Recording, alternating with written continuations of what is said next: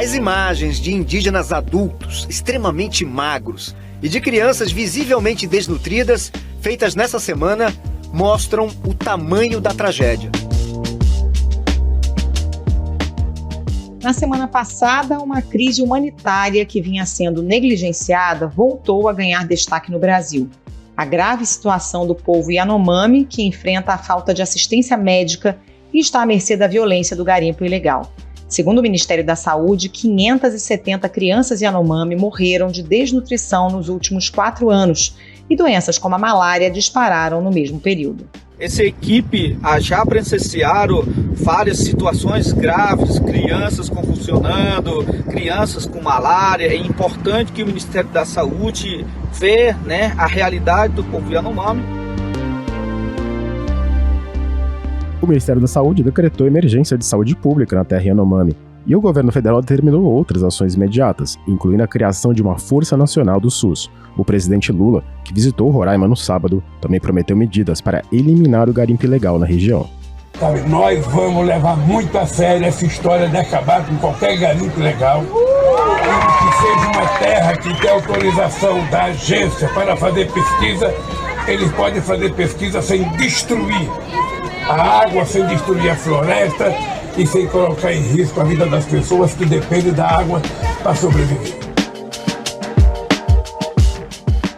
As imagens de Yanomamis desnutridos rodaram o mundo e as críticas às políticas do governo de Jair Bolsonaro se intensificaram. O ex-presidente diz que as acusações de descaso são uma farsa da esquerda, mas deputados do PT entraram com representação contra ele por suposto crime de genocídio e o Ministério da Justiça avalia ações semelhantes. O ministro da Justiça, Flávio Dino, determinou a abertura de um inquérito para investigar se foi praticado o crime de genocídio, além de crimes ambientais na maior reserva indígena do país, onde os Yanomami chegam a 30 mil. Segundo associações indígenas, eles dividem um espaço com cerca de 20 mil garimpeiros que ocupam as terras ilegalmente. A crise humanitária na terra Yanomami e as ações das autoridades federais são o tema do Ao Ponto dessa terça-feira. Nesse episódio, eu, Felipe Barini e Carolina Moran conversamos com Estevão Benfica Senra, pesquisador do Instituto Socioambiental. O Ao Ponto de 24 de janeiro de 2023 começa agora. Vem com a gente.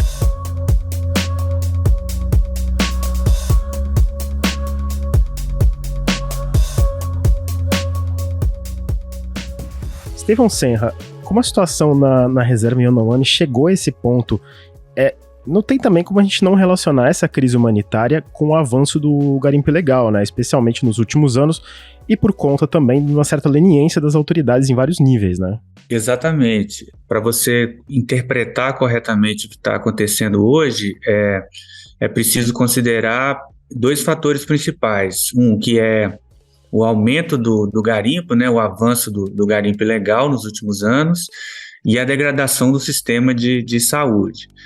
E é a combinação desses 2 fatores, né, que tem produzido esses impactos que tem chocado aí a opinião pública, mas que as próprias lideranças indígenas já vêm denunciando há um tempo, sem que a União, principalmente, né, o Poder Executivo, o último governo, tenha feito algo à altura para poder, pelo menos, mitigar a situação, né? Estevão, qual o tamanho do impacto do garimpo sobre as comunidades indígenas? Porque a gente sabe que o garimpo acaba contaminando os rios, isso impede a pesca, mas a gente tem também explosão de casos de malária, violência de todos os tipos. Qual o impacto dessa atividade para os povos que moram nessa região?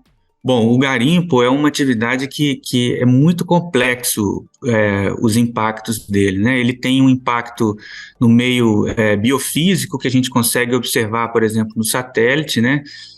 Desmatamento, destruição de hábitat, destruição de corpos hídricos, contaminação de recursos hídricos,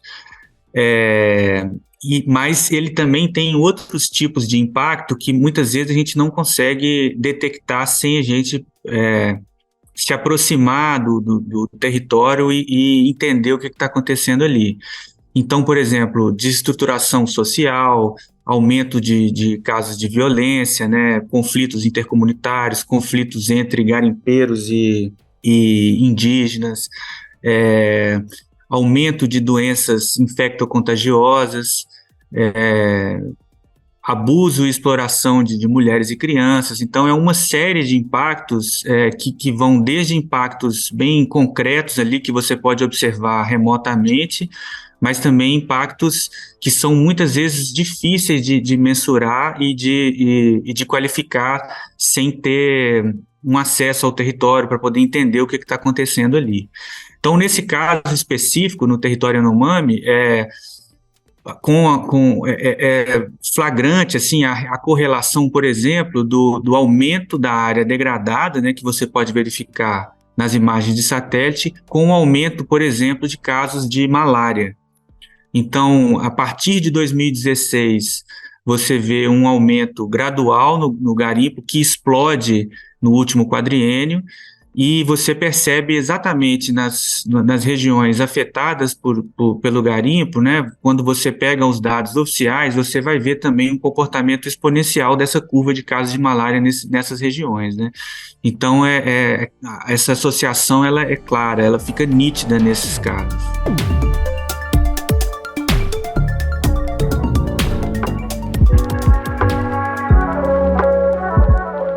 Um pouco para a gente e para o ouvinte do Ao Ponto, como que é feito o atendimento de saúde do povo Yanomami e o que mudou durante o governo do Jair Bolsonaro esses últimos 4 anos? Uhum.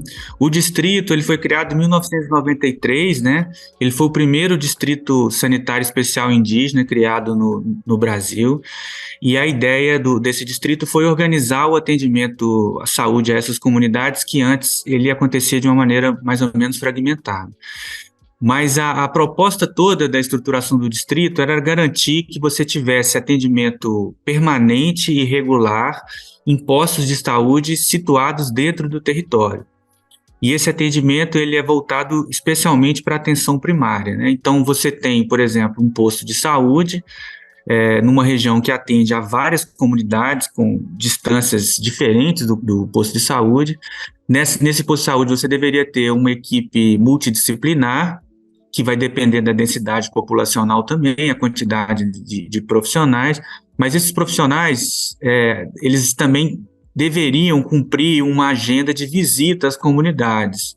Então, você vai às comunidades com uma certa regularidade e faz tanto garantia da cobertura vacinal, como também medicar quem está com algum sintoma de alguma coisa, fazer um manejo de remédios contra verminoses, pesar as crianças, fazer o acompanhamento nutricional, fazer o pré-natal em mulheres grávidas, etc., né? Todo esse trabalho que a gente, nos centros urbanos, né, a gente conhece como medicina da família, né?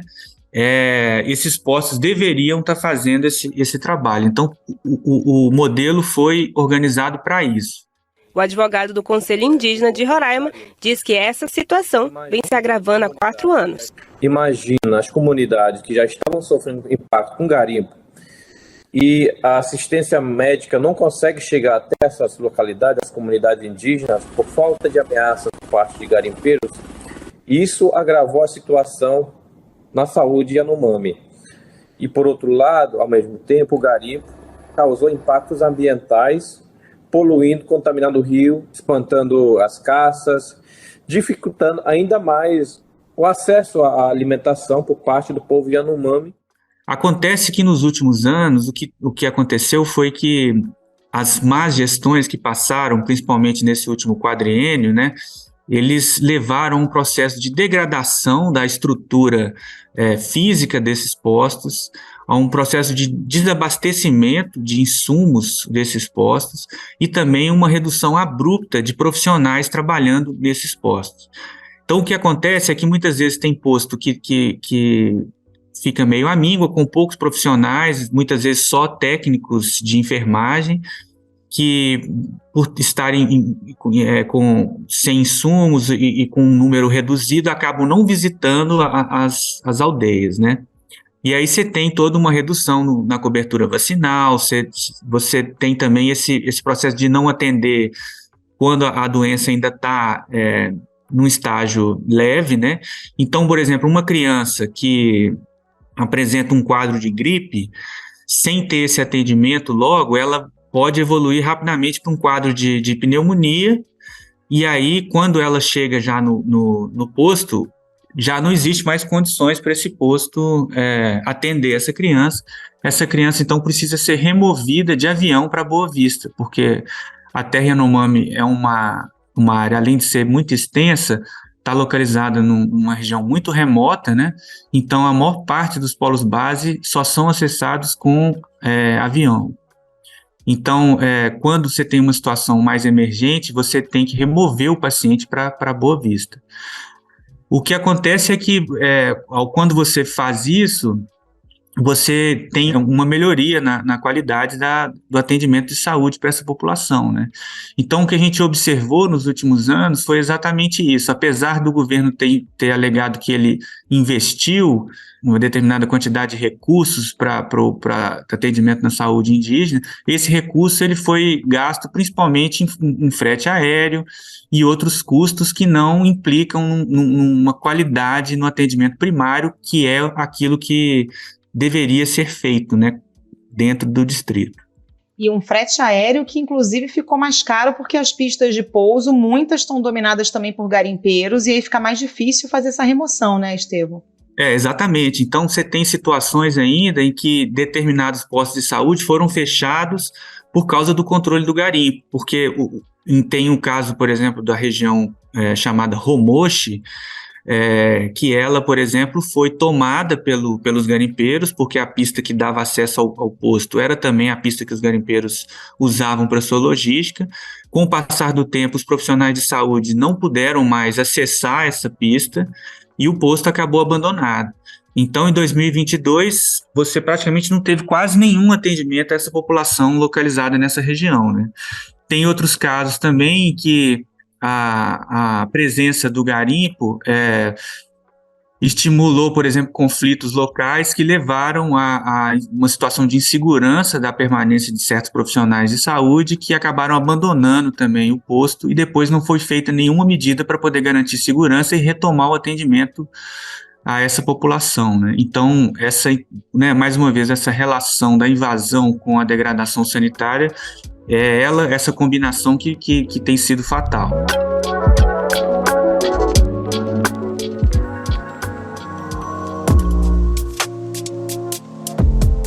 Estevão, além dos danos que você mencionou, danos ambientais, danos de saúde, o garimpo ele também acaba aliciando os jovens Yanomamis com bebidas, com drogas, com armas.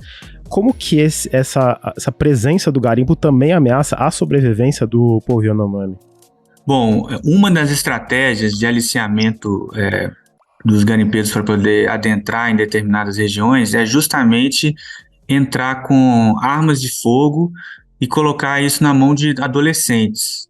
Então, aí você tem um cenário parecido com aqueles territórios dominados pelo tráfico, em que você tem adolescentes armados, né, e que vão fazendo uma espécie de quebra na ordem natural, social ali da comunidade, né? Então, a liderança que normalmente é contrária às pessoas mais velhas por já terem uma memória do impacto do garimpo nas suas vidas, ou por também ter uma maior experiência que permite entender, né, que essas promessas de curto prazo elas têm um preço muito caro, essas pessoas vão perdendo espaço de poder porque você tem um adolescente armado que muitas vezes frequentam também as currutelas e os acampamentos para consumir bebida alcoólica, droga, e isso leva a um processo de intensificação dos conflitos internos e também conflitos entre comunidades, né? Comunidades inteiras tiveram de partir.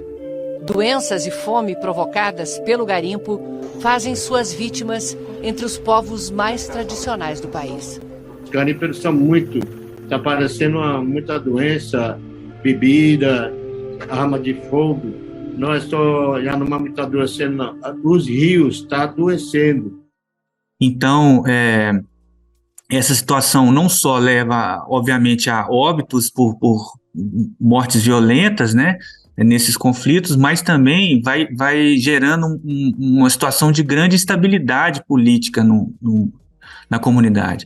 Então, imagina, por exemplo, que você tem famílias que dependem de abrir roçados não necessariamente próximos às suas casas, né, porque as manchas de solo disponíveis também férteis em muitas das regiões, principalmente de serra, não são tão abundantes assim, então você tem que fazer uma espécie de um manejo integrado de várias manchas de solo, que às vezes demanda um tempo de caminhada até a área disponível, né. Só que essas famílias, por exemplo, num contexto de extrema violência e extremo conflito, às vezes as pessoas deixam de ir até a roça e trabalhar na roça porque elas não têm medo de serem tocaiadas, por exemplo, no caminho, né? Então, esse tipo de situação, de desequilíbrio político, vai gerando também uma crise econômica também nesses casos, né? E essa crise econômica muitas vezes também é amplificada pelas doenças. Então, a pessoa às vezes não trabalha na roça porque tem medo de ser atacada, ou então porque teve mais uma crise de malária e não tem força para trabalhar. Isso, por sua vez, as roças, elas são cíclicas, né? Então, você tem que aproveitar o período de estiagem para você abrir um novo roçado e fazer o plantio, esperando chegar o período de chuva. Então, se você perde essa oportunidade, no futuro a sua subsistência fica comprometida, né? Então, muitas dessas comunidades que estão inseridas, estão próximas ao garimpo, entram nesse cenário de alta insegurança alimentar em função disso, de uma instabilidade política total, instabilidade econômica também, instabilidade sanitária, e esses 3 pontos vão alimentando um ao outro.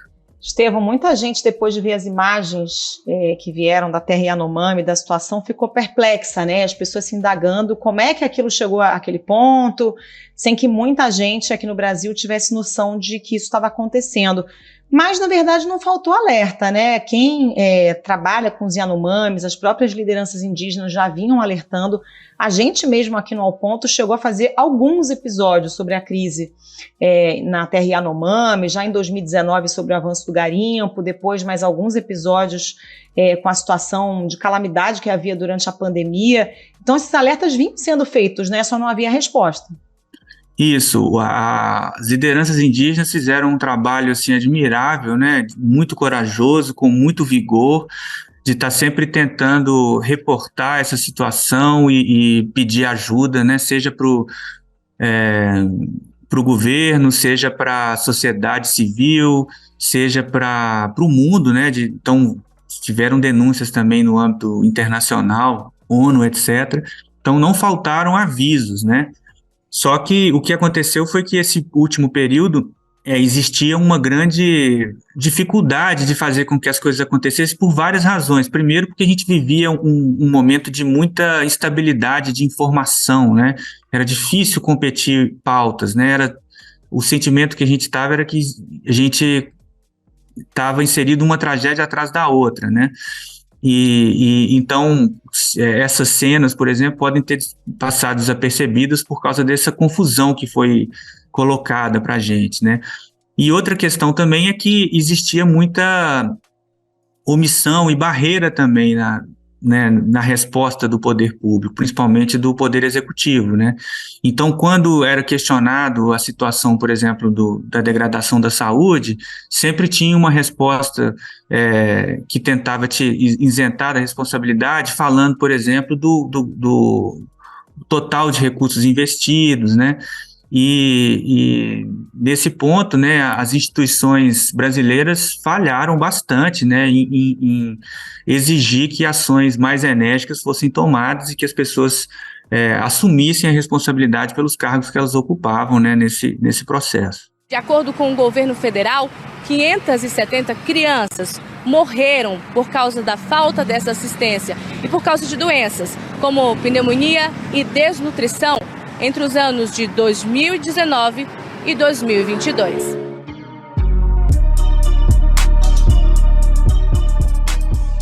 Estevão, você menciona na matéria publicada ontem no Globo dos colegas Constança Tachi e Bruno Alfano que os Yanomamis geralmente não gostam de fotos, mas eles acabaram quebrando essa resistência para mostrar o quão desesperadora essa situação, né? Exato. E é uma coisa que gera um desconforto muito forte para eles, né? É uma situação que não é fácil, mas é uma espécie de saída desesperada, assim, para poder fazer com que a sua voz seja escutada aí pelo novo governo e pela sociedade de modo geral, né? Então, até recentemente, uma das associações que tem feito esse importante trabalho de denúncia também, ela solicitou que algumas das fotos fossem removidas, porque uma das pessoas que foi registrada acabou vindo a óbito, né? E o protocolo cultural Yanomami manda que essa pessoa seja que em respeito à família dela, né, todos os rastros dessa pessoa sejam apagados, né, para que a pessoa possa finalmente descansar e tal, e ser esquecida, e que sua família possa chorar em paz. Então, imagina, por exemplo, como é uma decisão difícil para essas lideranças, né, de fazerem essa escolha de fazer essa denúncia, apesar de todo esse desconforto que elas e os familiares dessas pessoas sentem, né, ao verem serem fotografados, né, terem suas imagens disponibilizadas aí na rede. Estevão, na sua opinião, quais são as ações mais imediatas para tentar mitigar a situação? O presidente Lula chegou a prometer que vai retirar os garimpeiros das terras Yanomami, a gente sabe que não é simples. Há um precedente lá dos anos 1990 em que houve uma operação, inclusive com uso de militares, né, para de fato retirar garimpeiros das terras Yanomami, e depois eles acabaram voltando. O que dá para fazer de mais urgente nesse momento? Bom, eu acho que as ações de imediato agora, o importante são fazer o que eles já estão fazendo, que é ir nas áreas mais críticas e levar uma equipe de médicos e profissionais de saúde para poder amenizar o sofrimento de determinadas comunidades. Também é fundamental ter um plano de apoio com alimentos para muitas dessas comunidades, algumas dessas famílias, mas lembrando também que pessoas que estão num estado de desnutrição severa, elas não comem feijão com arroz, igual a gente está acostumado, né? Não basta só levar a cesta básica. É preciso ter uma alimentação especializada para poder fazer com que a pessoa, pelo menos, consiga recuperar o mínimo até ela voltar a ter uma alimentação regular, né? Então, é preciso ter uma atenção super especial em relação a essa coisa da fome e da segurança alimentar, ao mesmo tempo que o tratamento de malária é urgente, então você pode já iniciar com esses atendimentos um trabalho de busca ativa. Uma vez que você identifica os doentes, você já inicia o tratamento. Então é importante ter envios de medicamentos em caráter emergencial também, medicamentos também como para tratamento de verminose, né, é uma coisa muito importante, porque às vezes as crianças são tomadas por tantos vermes que elas não conseguem nem absorver os nutrientes do alimento que ela ingere. Então, assim, além desse atendimento emergencial, é fundamental também que comece a se elaborar um plano para pensar a proteção do território, né, que preveja a retirada dos invasores, mas também a instalação depois de estruturas que possam controlar para que esses grupos não retornem depois de uma ação mais enérgica, né? A gente sabe que muitas vezes essas ações possuem uma grande publicidade e que as ações mais de prevenção são deixadas de lado. Então é importante ficar atento para que tudo isso, que a gente tenha ações de curto prazo, imediatas, mas também sejam construídos planos de médio e longo prazo também para garantir a proteção do território e a reestruturação do atendimento à saúde lá no território também. Então é preciso que a gente faça o que tem que ser feito. Sabe? Não pode ser feito de um dia para outro, não pode ser feito em poucas horas, mas o meu compromisso é de fazer. Já veio as equipes de saúde. As equipes de saúde vão vir para cá. Eu estava dizendo para a ministra que a saúde deve ir lá na aldeia e não esperar que eles venham aqui na cidade. Estevão, indo um pouco além, a gente já falou aqui nesse episódio que a política para os povos indígenas nos últimos anos ela foi questionada de todos os lados. E a gente mencionou o apagão de dados da saúde. É possível que crises semelhantes estejam acontecendo neste momento em outras comunidades indígenas?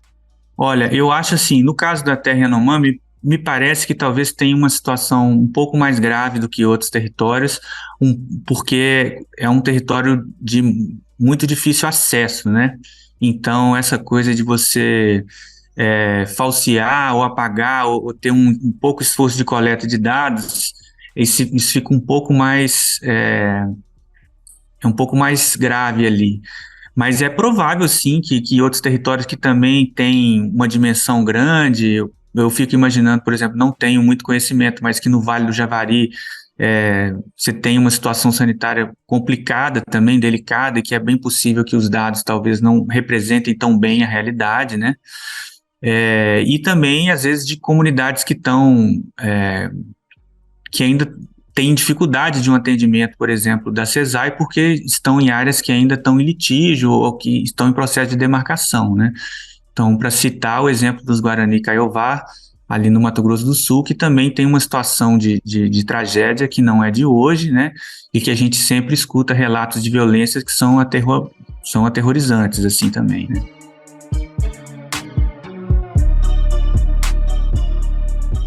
Estevão Serra, muito obrigado. Muito obrigada, Estevão. Um abraço. Eu que agradeço e obrigado pelo convite aí.